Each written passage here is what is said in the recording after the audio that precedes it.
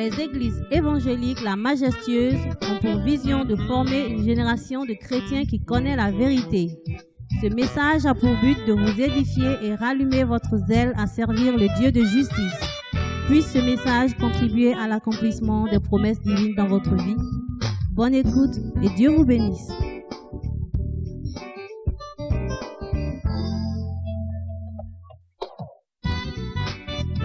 Les églises évangéliques, en donnant l'agneau de Dieu, en donnant ton Fils unique, Seigneur.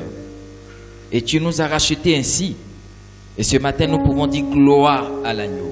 Ce matin, nous pouvons dire gloire à Dieu. Ce matin, nous pouvons dire alléluia. Ce matin, nous pouvons dire hosanna. Nous croyons, Père, que c'est une grâce pour nous. C'est une grâce. Au moment où nous nous apprêtons à écouter ta parole, nous réalisons que plusieurs ont voulu entendre ta parole, mais n'ont pas eu la grâce de voir ces jours. Certains ont eu la grâce de voir ces jours, mais n'ont pas eu la force de se lever. Certains se retrouvent à l'hôpital. D'autres, malheureusement, sont accidentés. Mais nous nous sommes levés. Nous avons emprunté les véhicules. Nous avons pris la voie que tu as dégagée. Et tu nous as conduits jusqu'à ce que nous arrivions dans ta maison. Nous avons pu nous asseoir, nous lever, pour écouter tes enfants chanter, pour écouter tes enfants nous emmener à parler, à dire des prières vers ton trône. C'est une grâce pour nous ce matin.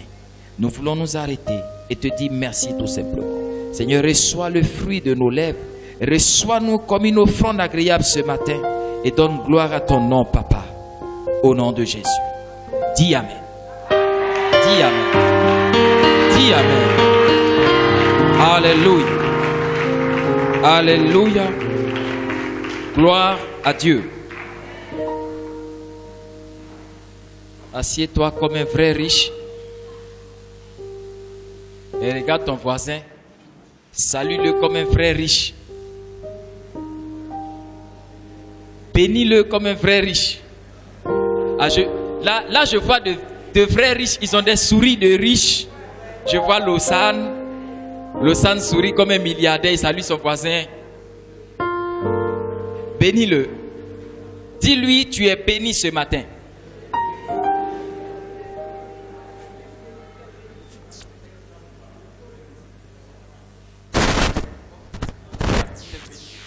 Alléluia. Gloire à Dieu. Gloire à Dieu. Nous sommes le 19 ou le 18 aujourd'hui. 18 décembre. Nous sommes à quelques 13 jours de la fin de l'année 2016. Alléluia. C'est une période particulière pour chacun, mais c'est aussi une période particulière pour nous tous. Particulière parce que une année est en train de finir. L'année a commencé avec beaucoup de projets personnels, individuels et même projets communs. Chacun fait le point, chacun fait le bilan. Alléluia. Gloire à Dieu. Mais il y a une manière de faire un bilan qui est la bonne. Et il y a une autre manière de faire un bilan qui n'est pas la bonne. Alléluia. Gloire à Dieu. Deux enfants naissent de la même maman. Enceintes en même temps des deux. Accouchant le même jour des deux. Il y a un qui naît bien poilu. Et puis un qui naît bien lisse. Alléluia. La Bible dit le premier qui est sorti, qui normalement est l'aîné, va être assujetti au deuxième qui est sorti, qui lui est le cadet. Alléluia. Donc voici deux enfants qui naissent le même jour, de la même maman. Gloire à Dieu. Mais au moment de faire le bilan, il y en a un qui se trompe à un moment donné de sa vie. Même si plus tard il va se rattraper. La Bible dit qu'un jour, le père a dit une parole. Il dit, aujourd'hui est un jour de bénédiction. Amen.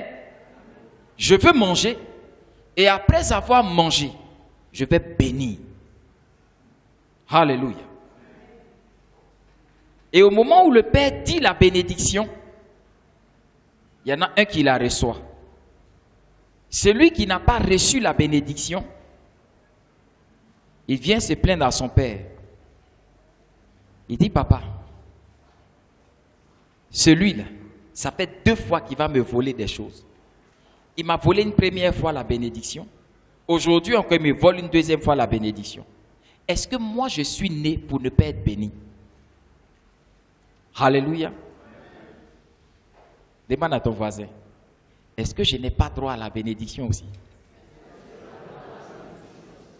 Est-ce que je suis né pour ne pas être béni? La Bible dit les nuages sont remplis d'eau. Et puis l'eau descend sur la terre. Dieu m'a-t-il créé pour remplir mes yeux de larmes seulement? Demande à ton voisin. Je n'ai que les larmes pour pleurer seulement sur terre. Alléluia. Alors Ésaü a posé la mauvaise question. Parce qu'une telle question, c'est oui ou c'est non. Mais lui-même, quand il fait le constat, il ne peut pas dire non. Enfin, il ne peut pas dire non. Il va dire oui. Je suis né pour être derrière. Je suis né pour pleurer seulement. Nous sommes le 18. Pose-toi les bonnes questions. Si tu poses les bonnes questions, tu auras les bonnes réponses. Et si tu as les bonnes réponses, la bénédiction va s'attacher à toi. Alléluia. Gloire à Dieu. Nous allons lire un peu. On dirait que je vais revenir à l'ancien système ce matin. Quelqu'un va lire pour moi. J'ai oublié mes lunettes à la maison. Ah, c'est une affaire. Vous qui portez lunettes, la félicitation. Hein? Il fait exercice là, mais ça ne prend pas. Mais je vais faire comment? Voilà, maintenant, il ne peut pas voir. On va lire. Quelqu'un lit pour moi. Jacques chapitre 1, versets 2 à 5. Jacques chapitre 1, versets 2 à 5. Et après, 1 Pierre 1, 6 à 9. Jacques chapitre 1, 2 à 5.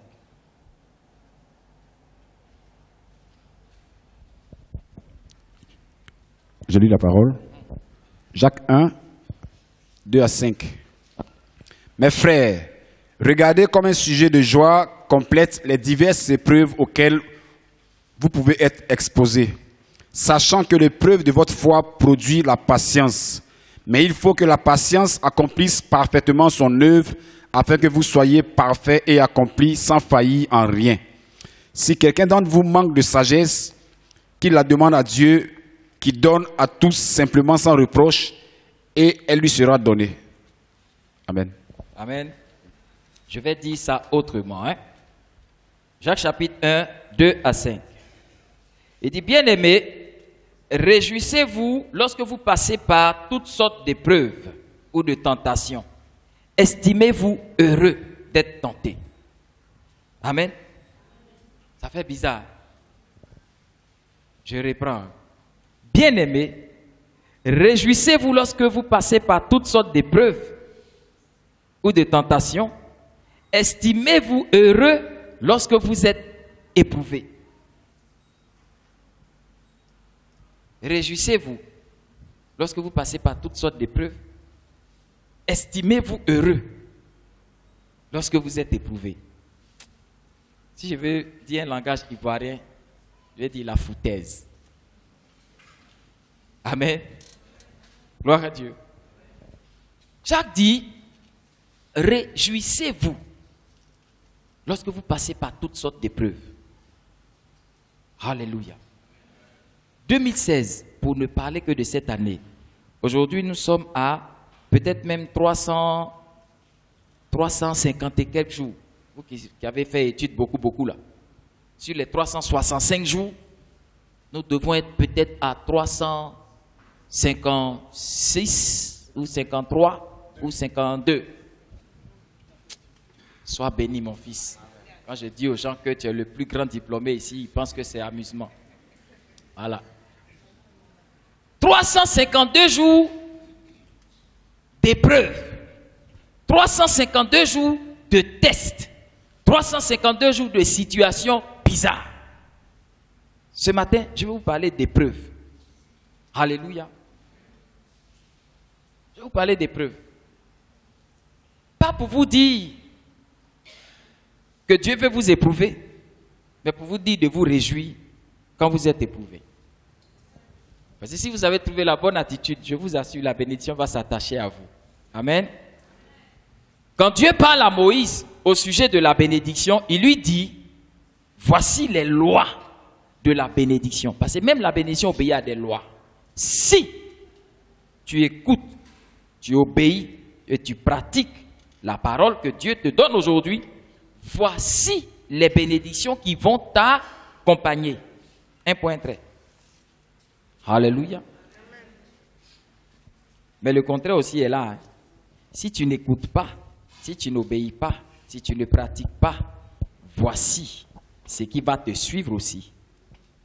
Amen. Là où ton sommeil doit être doux, il dit ton sommeil ne sera pas doux. Là où tu dois être en bonne santé et puis prendre des joues, il dit tes joues vont diminuer. Ta peau va sécher jusqu'à on va voir tes os. Tu vas maigrir. C'est Bible. Hein? Deutéronome 28, Lévitique 26, lisez à partir du verset 13 des 2 chapitres. C'est beaucoup comme ça. Malédiction est plus nombreux même que bénédiction. Mais maigrir là, c'est dedans. Bon, il y a maigrir parce que tu n'as pas bien mangé. Il ne parle pas de ça. L'autre là, il dit même si tu manges caviar, tu vas maigrir. Même si tu manger de roi, tu vas maigrir. Même si tu dors, c'est-à-dire tu dors dans une maison où tout est réuni pour que tu grossisses, toi tu vas maigrir. Tu vas avoir la fièvre. Tes yeux vont devenir jaunes. Alléluia. On ne te poursuit pas, mais tu fuis. J'aime trop la partie des malédictions, là, c'est trop chic. Il faut lire ça souvent.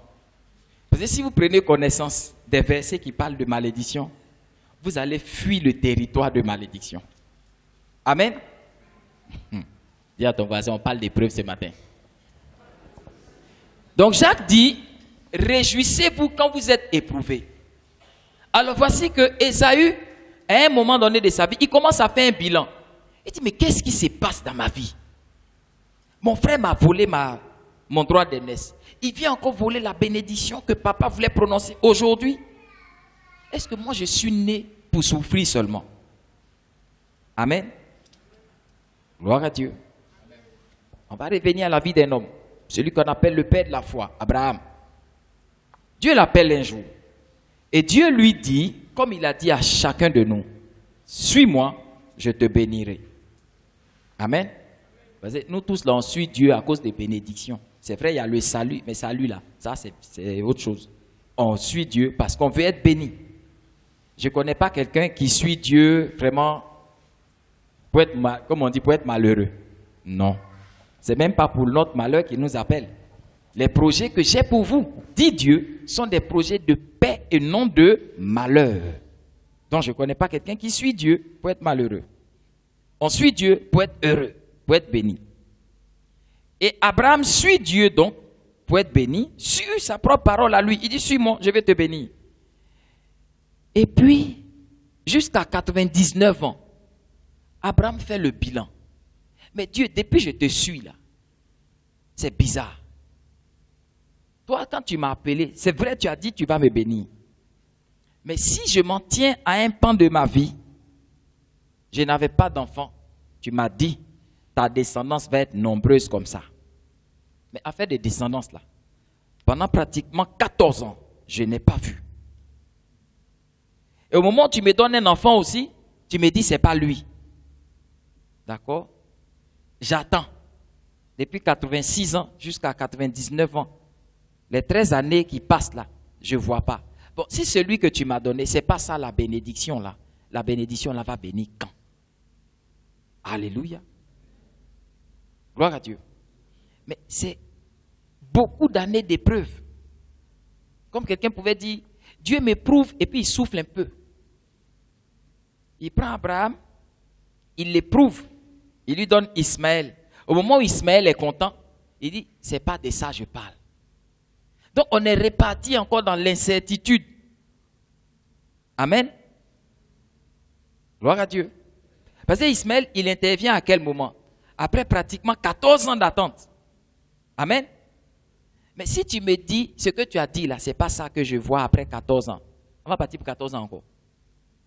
Amen. C'est ce qui a été. Amen. Mais quelle est cette vie d'épreuve?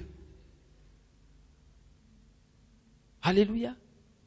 tu me donnes une promesse.